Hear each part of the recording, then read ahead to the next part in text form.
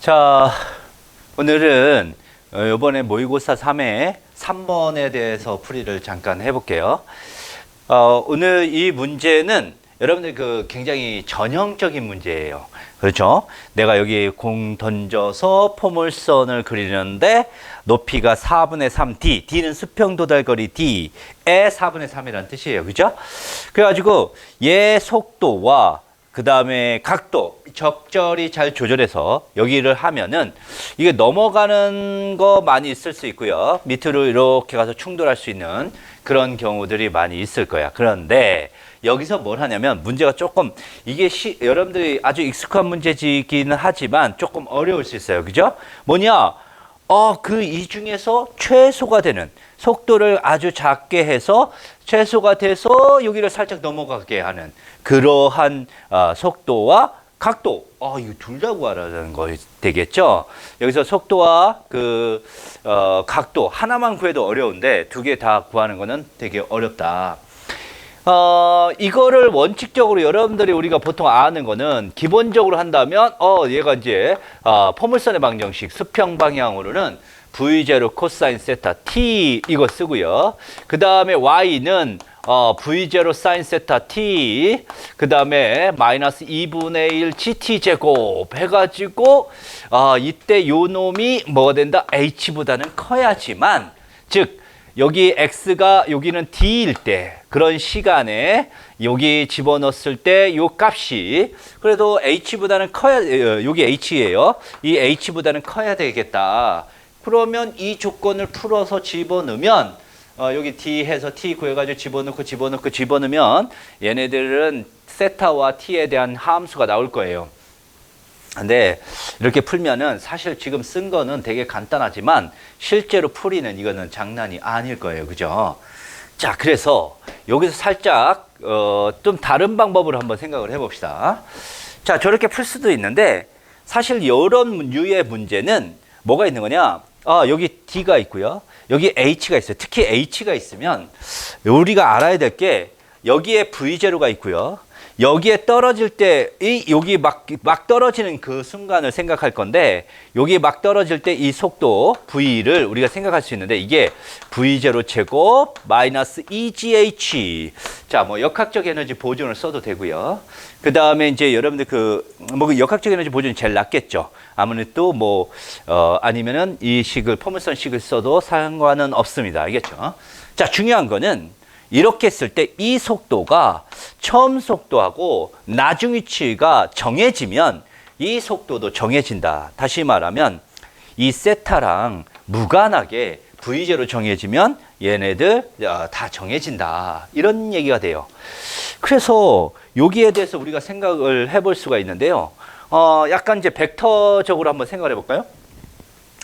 이게 처음에 V0고요. 나중에 V고 그거를 우리가 속도 변화를 생각을 해볼 수 있어요. 얘가 V0인데 처음에 속도가 세타로 갔어요. 근데 나중 속도가 V예요. 이 크기는 정해져 있어요. 세타랑 무관합니다. 알겠죠? 그리고 이 처음 속도와 나중 속도에 있는 속도 변화량인데 이거는 힘에 의해서 변하는 것밖에 없고 Y 방향의 가속도, 중력에 의해서 생긴 가속도에 의해서 이쪽 방향이 연직 방향의 속도 변화량, 이게 속도 변화량이죠. 그죠? 자, 이런 식이 성립할 수가 있어요. 그죠? 그러면 내가 원하는 것은 이때 여기서 이제 등식이 안 변하는 게 뭘까? 이거 생각할 수 있는데요. 여기서 안 변하는 거는 이 D가 안 변해요. 뭐죠? 수평 도달 거리. 이게 고정이 돼요. 그러면 여기에서 우리가 D를 한번 생각해 봅시다. D는 뭐가 되냐? 수평방의 속도 요거 있죠. 여기가 이제 V0 코사인 세타가 되겠네. 그래서 V0 코사인 세타가 있고요. T. 자, 이게 수평 도달 거리가 돼요. 그런데 요거를 가만히 살펴보면 이 V0 코사인 세타 T가 여기서 이 값을 의미하는 게 있어요. 뭐냐? 넓이를 한번 생각할 수 있어요. 삼각형의 넓이, 조식이 성립하는데 넓이는 2분의 1 빗면 GT에다가 높이 V0 코사인 세타 삼각형의 넓이죠? 자, 요렇게 우리가 쓸 수가 있네요. 이거 쓰고 나면 봐봐요. 뭐가 있어요? V0 코사인 세타 T가 있어요. 그래서 요 놈이 살짝 묶여져요. 그러면 이게 바로 여기 있는 거죠. 그래서 얼마다? 2분의 1 GD. 자, 요게 있고 D가 안 변하니까 이게 불변량이 돼요. 물리에서는 이런 불변량이 굉장히 중요합니다. 알겠죠? 자, 이렇게 놓고는 나는 근데 원하는 게 V0나 이 최소의 속력을 구하고 싶은 거니까 이걸 살짝 삼각형을 다르게 봐요. 요렇게 이걸 빗면으로 하고요. 요 사이각도를 파이라고 줘볼까요? 그러면 요 빗면을 다시 이렇게 쓸 수 있어요. 2분의 1에다가 빗면 뭐예요? V죠. 그리고 뭐였어요? 높이 V0 사인 파이. 자, 이렇게 쓸 수가 있네요. 그죠? 자, 그런데 이 값이 있을 때 요 값이랑 이 값이랑 같아야 되고 요걸 조금 더 다시 살펴보면 V는 루트 V0 제곱 EGH 안 변하죠? V0 있죠? 사인 파이가 있어요. 자, 이렇게 우리가 쓸 수 있는데 V0가 여기 둘 다 있는데 이게 최소가 되고자 원하는 거예요. 그럼 어떻게 하면 돼요? 얘가 뭐 하면 돼? 최대가 되면 얘네들이 최소가 되고 V도 최소가 될 거다. 이렇게 우리가 볼 수 있어요. 따라서 V0의 최소는 사인 파이가 뭐 된다? 1일 때, 즉 파이가 2분의 파이일 때 얘가 최소가 되는 거다. 이렇게 우리가 볼 수가 있죠. 그러면 나는 여기서 V0도 구했고요. 파이도 구한 거다. 이렇게 볼 수 있어요. V0 한번 구해볼까요? 여기서 집어넣으면, 그러면은 그때의 V0는, 요거랑, 요거 1로 놓고요. 요거랑 같은 거니까 2분의 1 날리고요. 자, V0 제곱, 마이너스 EGH. 자, 여기에 제곱했어요. V0 제곱. 이건 G제곱, D제곱이다. 이렇게 우리가 볼 수 있죠. 이거는 뭐가 되는 거다? V0에 대한 복 2차 방정식이 돼요. 그래서 이거 여러분들 연립 방정식 풀면 되겠죠. 그럼 V0는 얼마? 루트 EGD가 나온다. 물론 마이너스 나오는데 마이너스는 의미가 없죠. 자, 이게 뭐다? 처음 속도의 최소값이 되는 거다. 자, 이렇게 우리가 쓸 수가 있습니다. 그러면 그때 V를 우리가 구할 수가 있거든요. 자, V를 구해보면 V0의 제곱, 그죠? V0의 제곱. 그러니까 EGD가 되고요. 그 다음에 마이너스 EGH, H 뭐예요? 4분의 3D가 되네요. 그죠? 집어넣으니까 얼마? 2분의 1에다가 루트 EGD가 되고요. 이게 최소 시간이다. 이렇게 우리가 볼 수 있어요. 자, 그럼 이제 다 끝났어요. 그죠? 최소 속도도 구했죠? 여러분들 문제에서 실제로 나오는 문제는 최소 속력 구하라 이런 문제 나올 수 있어요. 자, 그러면 요거가 최소 속력으로 구할 수 있고요. 문제에서는 조금 더 복잡하게 해서 탄젠트 세라를 구해라 이렇게 나왔거든요. 근데 가만히 보면 여기가 직각으로 우리가 나왔잖아요. 최소일 때. 그러면 얘는 직각. 요렇게 직각 되고요. 여기 세타 되고요. GT 되고요. 여기는 V가 되는데 2분의 1 V0가 되고요. V0. 요건 루트 EGH예요. EGD다. 자, 이렇게 우리가 되는데 여기가 우리가 구하는 세타잖아요. 근데 여기 직각이고 직각이니까 여기 세타잖아요. 그렇죠? 그럼 끝나버렸죠? 뭐예요? 탄젠트 세타는 2분의 1 V0분의 V0. 자, 이렇게 되겠네. 여기부터 이렇게 우리가 쓸 수가 있겠지. 직각이니까. 자, 그러면 뭐다? 2가 되네요. 그렇죠? 그래서 이렇게 나올 수 있습니다.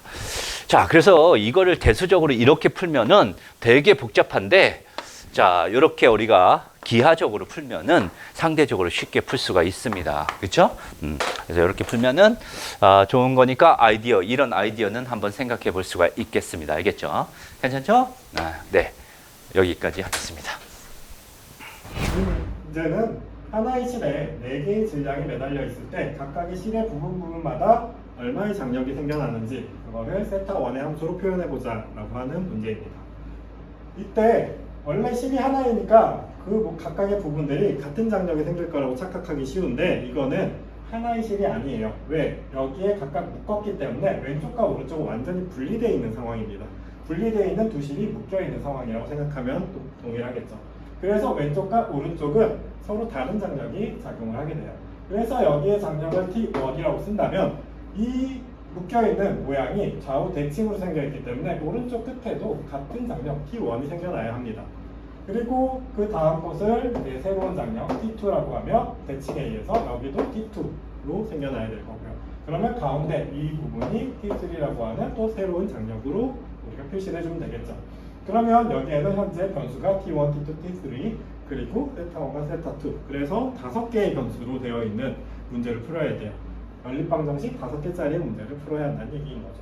그거를 고지못대로 풀고 있다면 굉장히 지루하고 귀찮은 과정일 겁니다. 그런데 우리는 이런 것을 어떤 것을 우리가 대상으로 바라볼까 시스템 혹은 개라고 말을 하는 이걸 어떻게 설정하느냐에 따라서 문제가 굉장히 쉽기도 하고 아니면 굉장히 지루하기도 하게 변해요. 그거를 보여드리려고 합니다. 그래서 여기에 이렇게 질량 4개를 포함하고 있는 이 부분을 이렇게 제가 하나의 당신 대상으로 잡아볼게요. 그러면 이런 파란 박스 입장에서는 바깥으로 실이 2개가 연결되어 있는 상황이 벌어져요. 그래서 여기에 T1, T1 이렇게 양쪽으로 장력이 작용하고 있고 그 각도가 세타1, 세타1 이런 형태를 현재 가지고 있는 상황인 거죠. 그럼 여기에 추가로 작용하고 있는 힘은 바로 중력, 4개의 질량에 의한 중력, 무게, 4Mg만큼을 작용한다는 걸 알 수 있어요. 그러면 왼쪽, 장력이 왼쪽으로 당기는 힘과 오른쪽으로 당기는 힘은 대칭에 의해서 완전히 상쇄될 거니까 왼쪽, 오른쪽의 움직임은 당연히 없습니다. 그리고 위아래로도 현재 움직임이 없는 상황이니까 위아래 쪽 힘 평형도 같이 일어나고 있다는 거예요. 그 말은 T1에 사인 세타1의 거기가 지금 위쪽으로 작용하는 힘이잖아요. 거기에 아래로 4mg만큼 작용하는 것과 평형을 이루고 있다는 얘기입니다. 그러니까 T1이라고 하는 거는 세타1의 함수를 아주 간단하게 사인 세타1분의 2mg라는 값을 얻을 수 있습니다. 그럼 T2는 어떻게 계산을 해야 되느냐? 이제 다시 살펴봐야 되겠죠. 우리가 개를 잡는다는 거는 저희 마음대로, 제 마음대로 원하는 걸 보고 싶을 때 원하는 형태로 설정을 하는 거예요. 처음에 T1을 구하기 위해서 파란색 박스에 개를 잡았지만 꼭 이 파란색 박스를 하나로 계속 보고 있어야 된다는 건 아닙니다. 우리가 T2가 궁금해졌다. 그럼 T2에 맞게 우리가 박스를 바꿀 수 있어요. 개를 또다시 바꿔서 잡습니다. 이렇게 잡아봐요. 그러면 빨간 박스 입장에서는 아래로 작용하는 힘은 EMG만 있는 거고요. 그 안에 질량이 2개밖에 안 들어있습니다. 그리고 위로 작용하는 힘은 이제 T1이 아니고 T2가 2개가 있죠. 그 중에 위쪽 방향 T2 사인 세타2만큼이 EMG가 되겠죠. 그러니까 T2는 일단 아직은 세타1의 함수는 아니지만 사인 세타2분의 MG가 되겠다라는 걸 일단 알고 시작을 할 수 있겠습니다. 그러면 여기 T3는 도대체 어떻게 해야 될까요? 이 사이엔 질량이 없습니다. 그러니까 걔를 어떤 빨간 박스 같은 걸 다 안쪽으로 잡을 수는 없어요. 근데 이럴 때 잡을 수 있는 또 다른 박스가 있습니다. 바로 여기 이렇게 한번 잡아본다면 그렇다면 얘한테 작용하는 노란색 박스 입장에서는 옆으로는 T3로 잡아당기는 힘이 되는 거고 이쪽으로 잡아당기는 힘은 T1이 되는 거겠죠. 각도는 세타1을 가지고 그때 얘는 위아래로 분명히 평형을 이루고 있을 거고요. 왼쪽 오른쪽으로도 평형을 이루고 있을 거예요. 그러면 여기서 쓸 수 있는 건 위아래가 의미가 없습니다. 왜? T3는 위아래 방향 힘이 아니거든요. 왼쪽 오른쪽 힘이니까 T3라고 하는 오른쪽으로 당기는 힘은 왼쪽으로 당기는 힘과 같아야 할 거라 T1 코사인 세타1이랑 같아야 되겠네요. 근데 T1은 이미 이렇게 표현이 되어 있으니까 세타1의 함수로 표현이 되어 있으니까 T1은 탄젠트 세타1분의 EMG가 되겠습니다. 그러면 문제는 이 T2의 세타2라는 게 문제가 됩니다. 지금 T2의 세타1의 함수를 구했거든요. 근데 세타2가 나왔어요. 그러면 이 부분을 이제 어떻게 해결할지를 생각해야 되겠죠. 그럼 마지막으로 봐야 될 것이 바로 이 부분입니다. T2가 엮여 있는 그리고 세타1이 엮여 있는 그 부분을 연결해 봐야겠죠. 그러니까 이 질량 하나, 이 점 하나만 살펴보려고 합니다.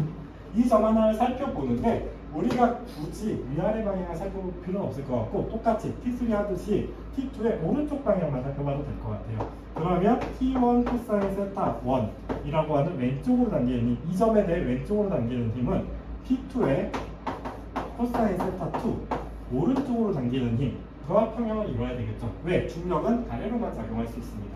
왼쪽 오른쪽으로 작용하지 못할 테니까 이게 같아야 될 거다 라는 얘기죠. 그런데 우리가 추가로 무엇을 알고 있냐면 T1은 사인 세타 1분의 2mg고 T2는 사인 세타 2분의 mg라고 이미 우리가 해뒀어요. 근데 우리가 필요한 거는 세타 2라고 하는 것과 세타 1이라고 하는 걸 엮어보려고 했던 거예요. 그래서 세타 2를 세타 1으로 좀 표현을 해보자. 그러면 세타 2 안에 그 표현을 넣음으로써 세타 1의 함수로 만들 수 있을 테니까요. 그럼 이제 어떻게 하면 될까요? T2라고 하는 녀석을 없애주면 될 겁니다. T2가 요거라면서요. 사인 세타 2분의 mg. 그러니까 이 안에 집어넣으면 사인 세타분의 mg가 탄젠트 세타 2분의 mg의 형태를 갖고 있구나 라는 걸 알 수 있고요.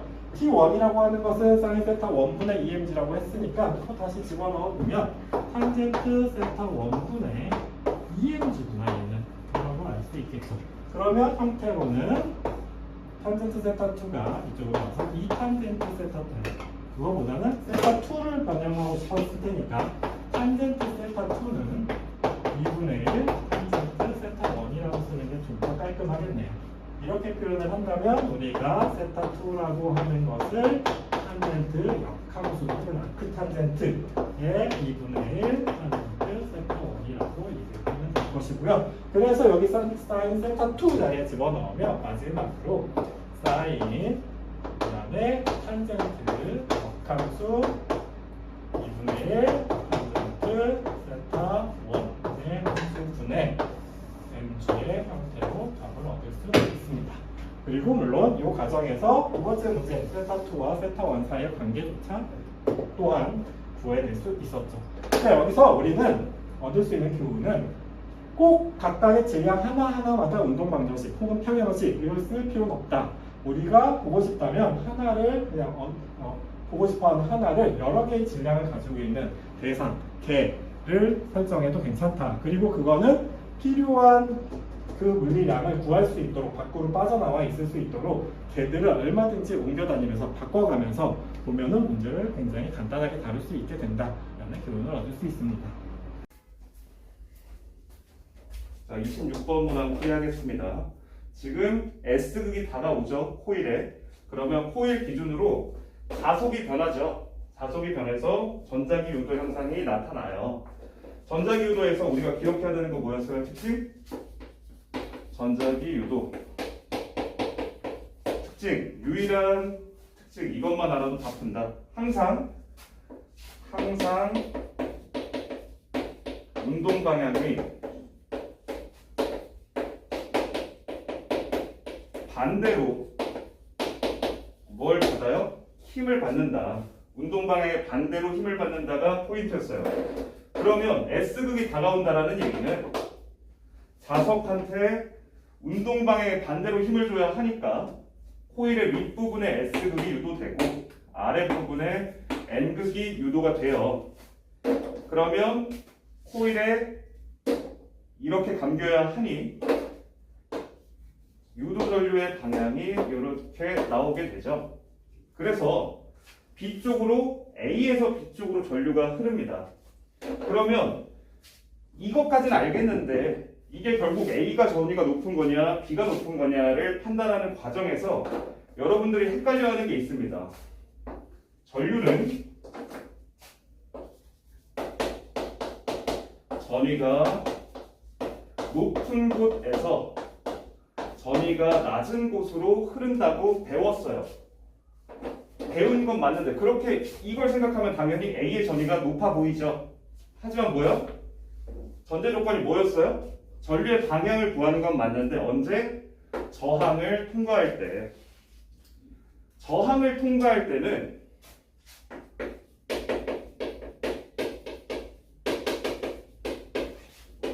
저항을 통과할 때는 전위가 높은 곳에서 낮은 곳으로 전류가 흐르는 게 맞아요.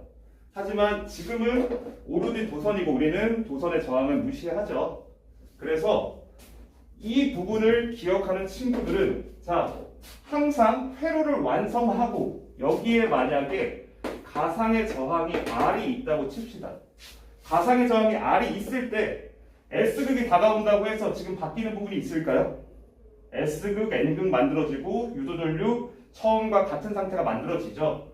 그러면 저항을 통과할 때, 이 저항을 통과할 때 R에서 위쪽으로 유도전류가 흐르게 됩니다. 그 말은 뭐예요? 누구의 전위가 높은 거예요? B의 전위가 A의 전위보다 높은 상태가 됩니다. 그래서 VB가 A보다 높다라고 생각을 하셔도 돼요.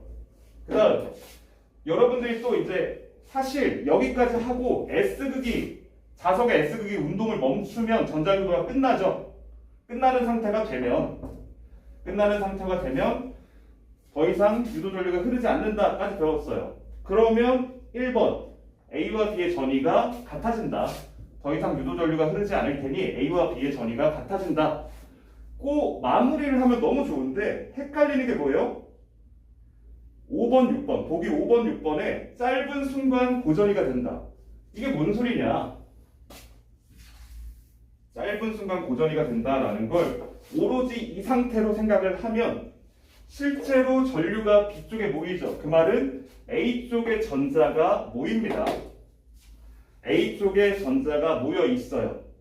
그러면 A쪽의 전위가 더 낮은 상태가 되는 거죠. A쪽의 전위가 낮은 상태가 되는데 S극이 내려오고 나서 멈췄어. S극이 더 이상 이동을 안 합니다. 딱 여기서 멈췄어요. 그럼 어떻게 돼? 이쪽에 몰려있던 전자들이 다시 코일을 타고 B쪽까지 내려가겠죠. 한쪽에 몰려있을 필요가 없으니까 더 이상. 그래서 A쪽과 B쪽의 전위가 같아져요. 같아질 때까지 A에 있는 전자들이 B로 이동을 하게 됩니다. 그래서 순간적으로 전자가 A에서 B로 간다라는 건 순간적으로 전류가 B에서 A로 돌아가는 현상이 나타나죠. 순간적으로 B에서 A로 전류가 돌아갑니다. 다만 이 문제에서는 보기 5, 6번이 틀렸어요. 왜냐면 A와 B가 오로지 점이야, 점. 여기에 전자가 모여봤자 얼마나 모이겠어요. 근데 문제가 만약에 A와 B 쪽에 금속판이 있었다 라고 하면 멈췄던 전자들이 타고 B 쪽으로 돌아가는 그 전자의 양을 무시할 수가 없습니다. 무시할 수가 없어서 A와 B 대신 점이 아니라 금속판이 있었다고 치면 우리가 보기에 6번도 고를 수가 있는 상태가 되는 거죠. 5번이네요. 보기에 5번도 고를 수 있는 상태가 됩니다. 다만 이 문제에서는 얘가 오로지 점이기 때문에 돌아가는 전자의 양을 무시할 수 있다. 그래서 답은 1번이다 라고 생각하시면 됩니다.